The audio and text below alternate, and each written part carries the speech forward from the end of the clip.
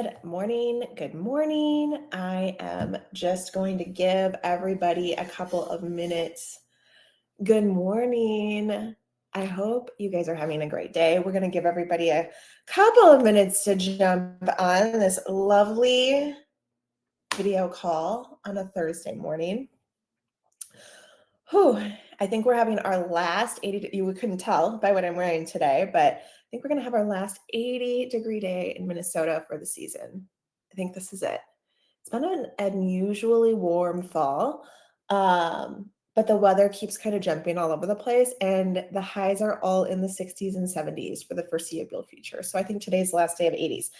You could never tell that it's 80 degrees today because I'm like dressed for fall, but it is a catch-up day. Every once in a while, I will put these days on my calendar. Every once in a while, like at least once a week, I end up needing a catch-up day. Usually it's Fridays, but the last couple of weeks have been really, really busy with a lot of calls and a lot of new projects for our agency onboarding.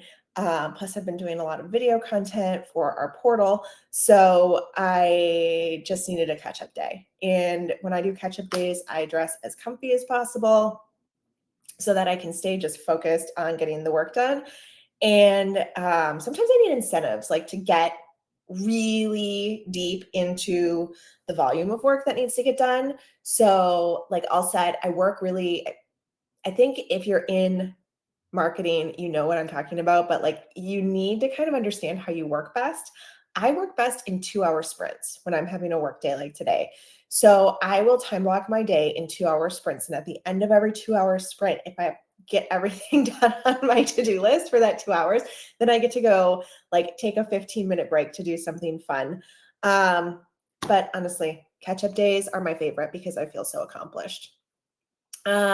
Today, we are talking more about the foundational tools that you're implementing for marketing this month. Last week, we talked about building your social media calendar, and I gave you a template for building your social media calendar. That's really the foundation of the rest of your content. So if you have not done that, do that before you implement this training. Today, we're talking about your newsletter. And honestly, I debated between putting the newsletter at this point in the calendar, on the calendar for this month's trainings versus last for this month's trainings, because if you know me, many of you don't, but some of you on here are clients or you've worked with us or you just know me.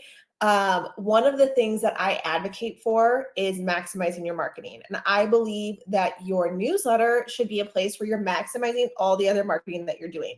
It shouldn't be something that you are creating from scratch, that you're creating all of the marketing for your newsletter from scratch. It should be things that you're repurposing from your other feeds. However, being that for many of you, this is going to be your first newsletter that you're sending out as part of this program, we don't need to cram it full of content. We just need to start somewhere. So I thought this was a good placement. We're going to talk about what to put in your newsletter, how to set it up, who to send it to, all of those good things today. And before we dive into that, I do want to remind you that marketing is a living, breathing piece of your business. So just because we do things one way this month doesn't mean we can't add to it in the future. Just because we start with 3 or 4 pieces of content in our newsletter or 1 or 2 pieces of content in our newsletter doesn't mean that we need to stay with that volume of content in the future. We can make it longer. Some months it might be shorter, and that's okay. It doesn't have to be exactly the same. The key is getting it out consistently and keeping your message consistent with what you're sharing with your audience. Anything that we're creating, again, is going to be filled with value-driven content. So it's less about you and your company and more about the people that you're talking to. So as we talk through kind of the structure and the content, I just want you to keep that in the back of your head as you're thinking about what you might do with this section of your newsletter. So let's dive in. The first thing that I need to tell you with choosing a newsletter is choosing the right platform. I have heard horror stories. I have experienced horror stories actually recently with choosing the wrong email platform. So I'm going to tell you a little bit about what happened to me, a expert marketer recently who has been doing email marketing for over a decade, in choosing the wrong email platform to switch to. I had our internal content. So we do a lot of like segmented emailing for client groups and for cohorts that we work with. And so we had previously been using Flowdesk, which is a really beautiful platform, a really beautiful newsletter platform for like really curated boutique style newsletters. It's not so great for big lists. It's great for smaller lists, in my opinion. So we had been using that really successfully, but we were growing and we were expanding what we were doing in our email space. So we wanted to pivot to a different platform. And my mistake in choosing this platform is that I went too wide. I looked for something that could solve various needs for us instead of just one need. And the problem that you run into with that is that, much like the difference between a blog post and a piece of social media content, some platforms are built for mass email and some are built for personal email, and they very rarely are built for both. However, I didn't listen to my gut or my experience, and I found a platform that I thought was going to be great for both, and we implemented it. I'm not going to name what platform it is, but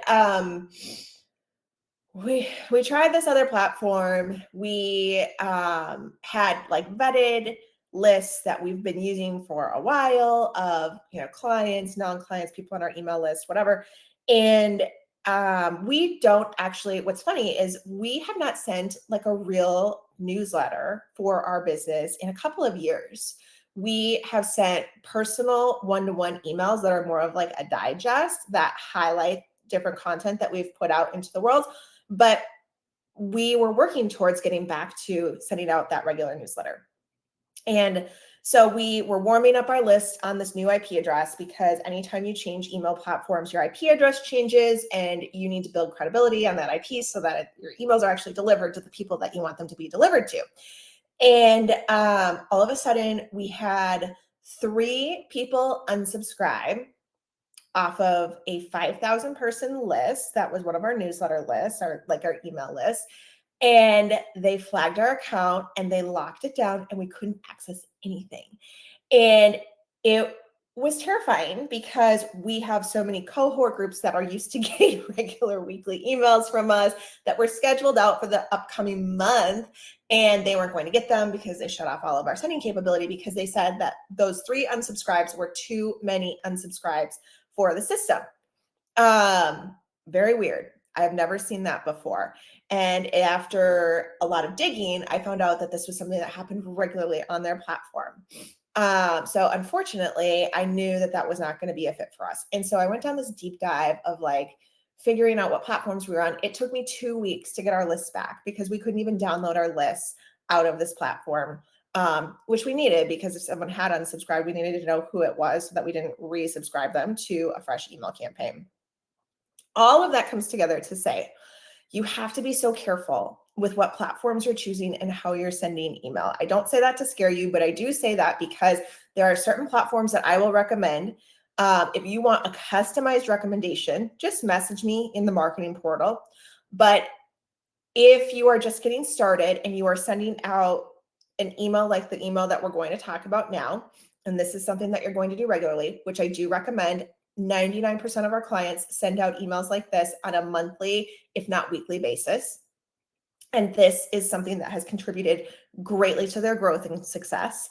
Then I'm going to make a recommendation for what platforms you start on. If you're going to do a lot of drip campaigns or you are going to do a lot of one-to-one emails, please reach out to me separately, because I will make a personalized recommendation for you, and it might be more than one platform. We internally at Amplify have split into 3 different platforms for the different types of email that we send. Actually, none of them are going to be, well, one of them is going to be one of the ones that I'm going to recommend, but I'm going to get into that a little bit deeper here in a second. So choosing your platform is number 1. Do not choose a platform. Do your research if you are using a platform that I am not recommending here. Make sure that you look at reviews and look on Reddit. That's usually a really good place to see if there are a lot of complaints about an email platform before you implement it. If you are just getting started and going to send 1 email a month or 1 email a week, these are the platforms that I would recommend. One would be Constant Contact. It is very simple to use. It is a visual editor, which means you don't need to have coding experience to use it. And it's something that it has a high deliverability rate. Same thing with MailChimp. Most of our clients who send monthly emails send on one of these two platforms, MailChimp or Constant Contact. They're very cost effective. They work very similarly. Price point is about the same for both of them. It's based on the volume of subscribers that you have. So those are two that are easy to use. They're easy to implement and typically tend to work out well, especially for this type of email. We, for our personal marketing emails that we're sending out, not for drip campaigns, but for these emails that we're sending out, we use Brevo. That was actually introduced to me by a client. Shout out Marcus, if you are watching this, you probably are not, but Brevo has been a great tool for us. It has a high deliverability rate. It has more flexibility than some of those other platforms. We've been super happy with it. And it's something that I think is a little bit more robust. So if you need more tools than just that basic newsletter that you're sending out, this can be a great platform. The other one that I will recommend to you is ActiveCampaign. That can be a great platform, but it's more advanced. It's a little bit harder to navigate. It's a little bit more intensive in terms of programming the tools that you want to use within your newsletter. So if you're not planning on doing more than a newsletter, stick with Constant Contact and MailChimp. If you want more than that and you really want to stick to a system that has more bells and whistles, Brevo and ActiveCampaign are the two that I would recommend. I'm assuming that you maybe have a platform that you've been using. I don't know if you're happy with it or if you're not happy with it. If you're happy with it, stick with it because it doesn't mean that it's bad. If you have a good deliverability rate, if it's easy for you to use, there are certain platforms that I have just personally not loved because I think the user interface is really hard, like Klaviyo, I don't really care for. A lot of people love that, especially people who have Shopify sites. It's not my favorite. Another one that we've used is GetResponse. That's not a good fit for us. There's others, Flowdesk. We've had a really good success rate, a strong success rate with Flowdesk, but again, it's built for smaller audiences, and so it's not going to scale with you. Also, Flowdesk is a little bit more limited in functionality, so keep that in mind, but it does have, we had a very high deliverability rate on GetResponse. So those are things that I would recommend. HubSpot is another one that people ask me a lot about. I would not recommend using, I think HubSpot is a great tool, but for big email sends like a newsletter, I don't think that it's a great fit just because the cost of using HubSpot becomes so high with the volume of email that you're probably going to eventually send out. So I don't recommend using HubSpot as your marketing email platform. It's great for one-to-one emails. Okay, with that out of the way, if you have questions, drop them in the chat on the marketing portal, send my team an email. Either of those options are totally fine. I am going to take you through the process of creating a newsletter, and I'm actually going to show you our newsletter so that you can visually follow along with me with how we structure our newsletter because it's the same way we structure our newsletters for clients. So let me share my screen.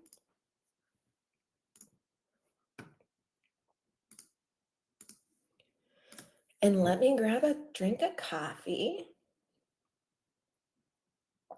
All right, so like I mentioned, we have recently switched to using Brevo for our main email platform for marketing emails. So these are people who have been on our list for a while. They recognize our name, our clients are in here, but also our general email list is in here. And this is where this is where our newsletter goes out from. So this is our actual newsletter. I like creating a template. So your first email that you populate is going to be the hardest one to do because it's the first one.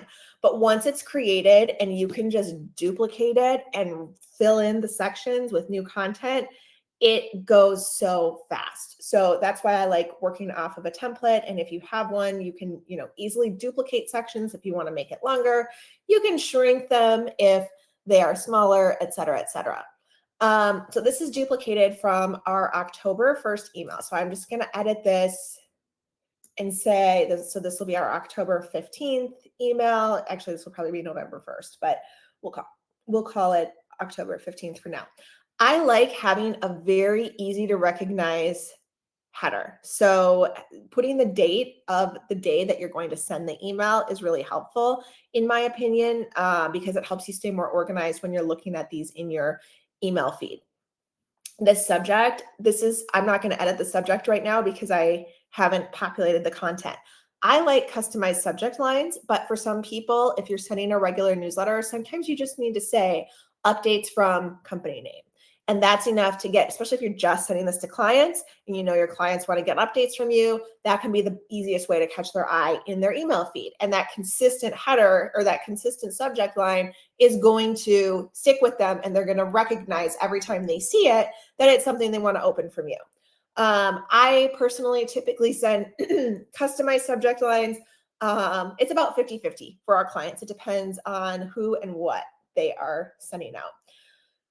Design. So you're going to hit edit design. Obviously, I'm in Brevo. This is going to look a little different in the different email platforms, but this is a drag and drop software. It has a little bit of coding ability, not a ton. It's a little bit more robust than a MailChimp or a Constant Contact. So the way that we start every newsletter is with a personal note. And what that personal note includes is different for everybody. It doesn't have to be something static, but I have found that starting off a newsletter with something personal from someone that's going to be recognized at your company, whether that's you or someone else, is a great way to personalize content without sending one-to-one emails. It makes people feel a little bit more engaged, and it can give them a little peek behind the scenes of what you've been working on lately.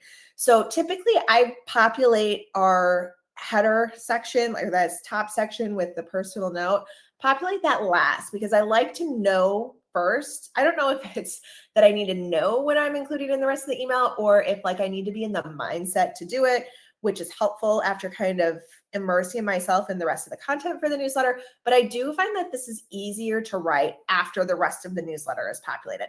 That may not be the case for you, but that is what I do. So don't feel like you have to go through this exercise and populate everything in the order that it's on this calendar. All right, so I am going to scroll down and just show you what we included in our last newsletter. So we have free resources. One is our digital marketing portal. Here is the webinar that we had for October. So obviously, like, this will stay the same. Our digital marketing portal will remain for this month's newsletter. And our section down here will get updated when this is sent. This is going to get updated with our November event, which is, I am thrilled.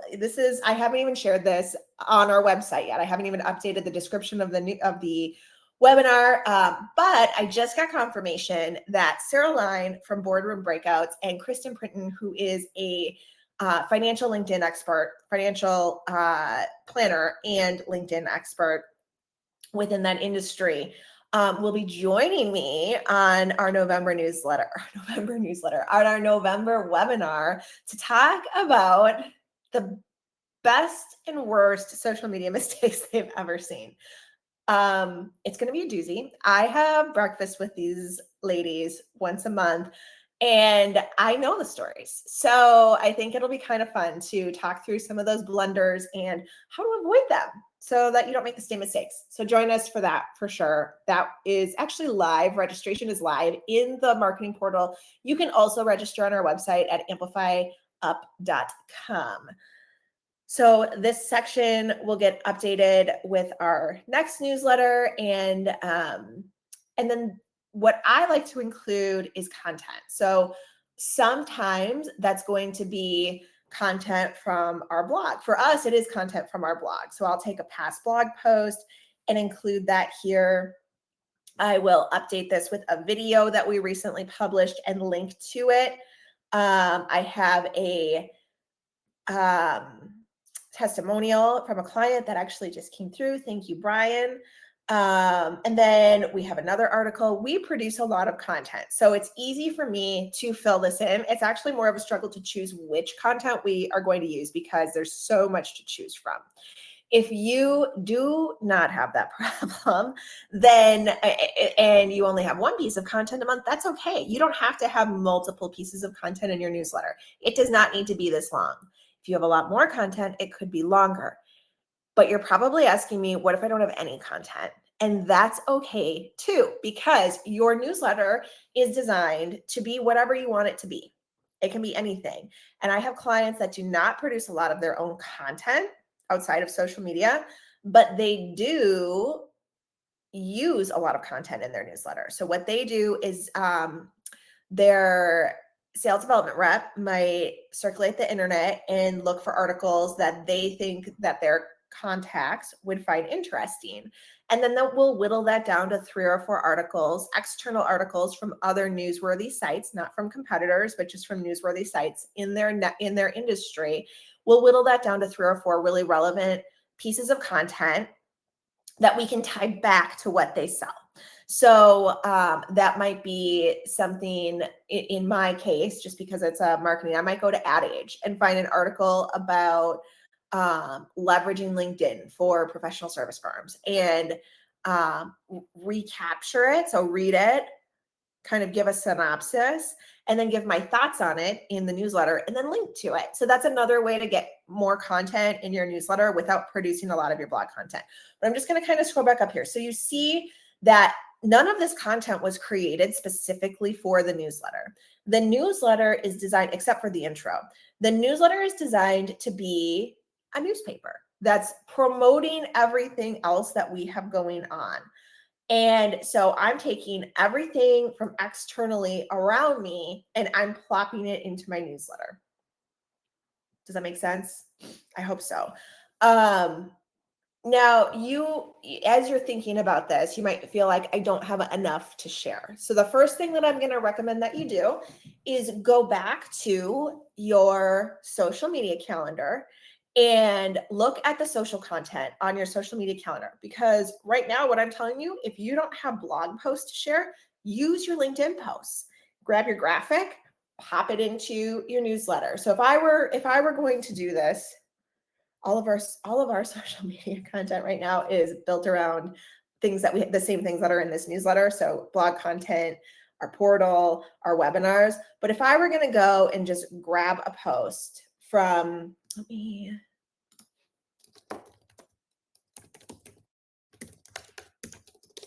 was just on our Facebook page, which we don't really use. We used to. So I'm just going to dip over to our Facebook page and I'm going to scroll back a little bit. So you can see these are all webinar posts, but it can be anything. And if you're posting like us, you have link copy plus a image. So what I would do is I would literally just grab this copy and go over to my newsletter. And I'm going to replace this content with the copy from my post. And then I'm just going to adjust it and make sure it looks good. Add line breaks between my paragraphs because nobody wants to read a wall of text. I'm going to go back to that Facebook page and I'm going to grab that image.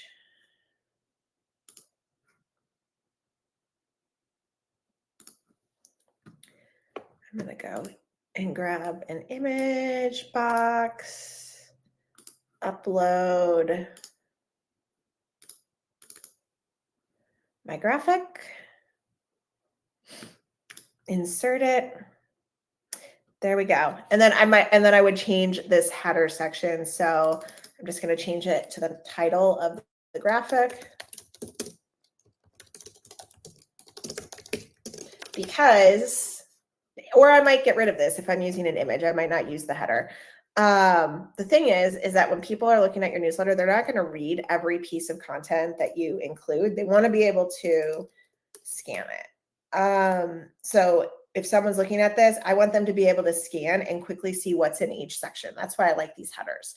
So free resources, unlocking LinkedIn for business growth. Like it's eye-catching as you're scrolling through those headers. 5 effective strategies to grow your email list. You can see what I mean. Like those little boxes really stand out. And that is how I would populate the content. I would, if I didn't have blog content and I didn't have anything else, I would literally grab content off of my social media feed. This is what a lot of our clients do. They don't have a ton of blog content, and their newsletters generate business for them. So don't feel like it has to be super full of a huge volume of content to be successful. Now, I am going to tell you, I'm going to give you 2 really big tips right now that you definitely want to include as part of your newsletter. 1, you want your clients that are reading this, because a lot of your list is going to be full of clients or past clients or people that know you. You want them to refer you. That is one of the goals of this newsletter. You want them to send you business. You want them to connect you with people, or you want them to buy from you. And if it's that last section, you want them to buy from you, they're going to get value just out of reading the content. But if you want someone to refer you, you need to ask them to refer you.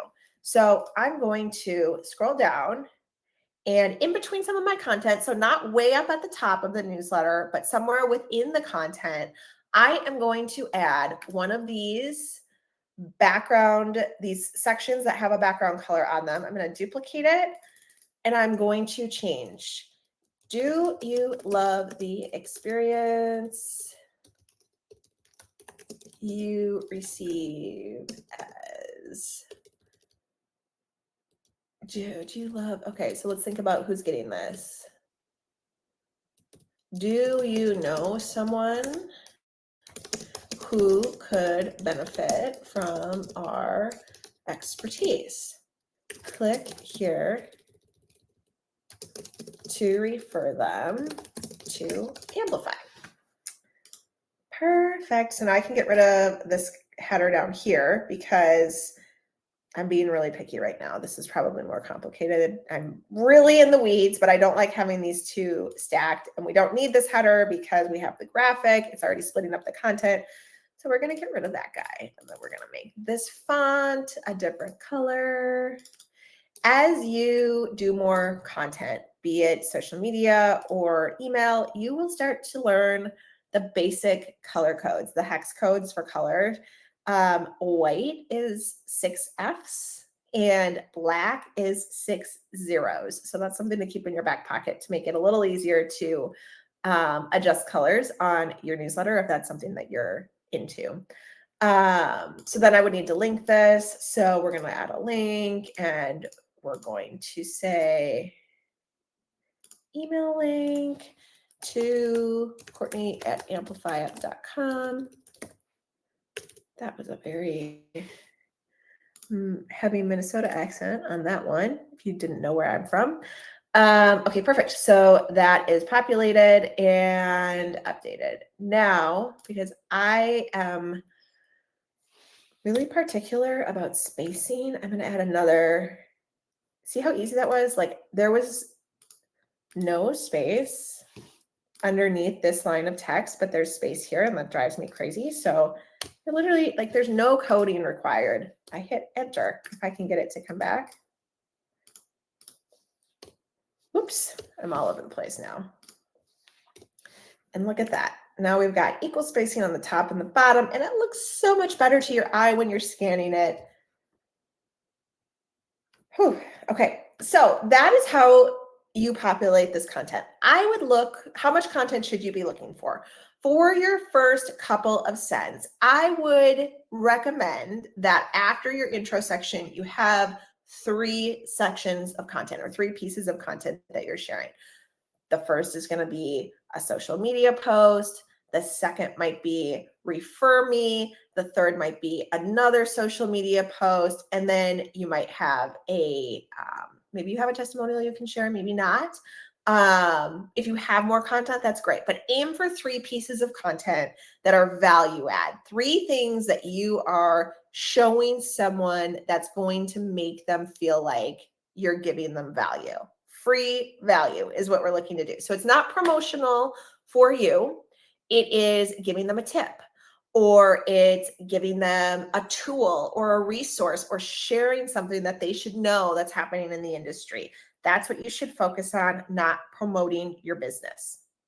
That is where a lot of companies fail with newsletters, is they go way too deep on promoting themselves and the reader doesn't get enough value out of it and they unsubscribe.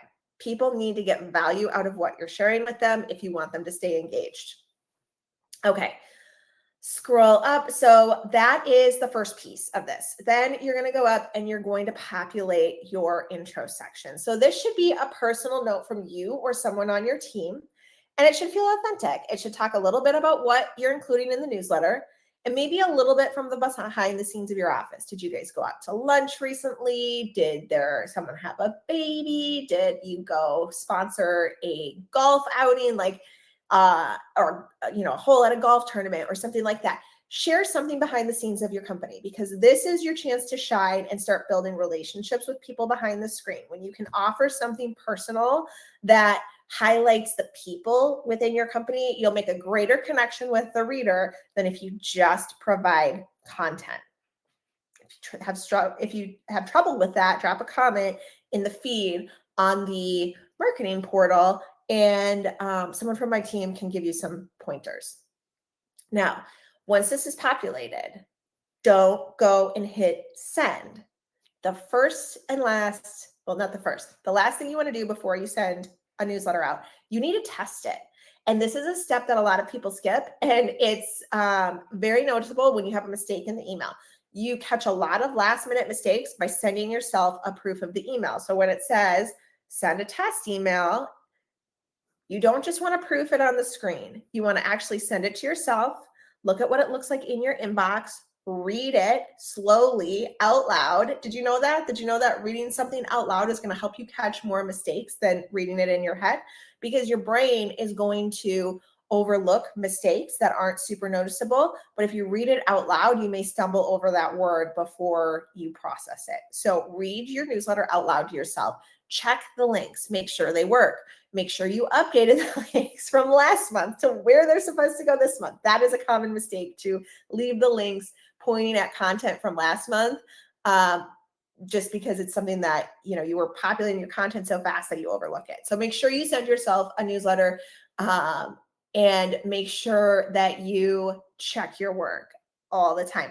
I will see if someone on my team, maybe Kate or Lucy, if you guys could create a checklist of things to do before you send your newsletter out, and we can try to get that out to you guys next week. That would be amazing.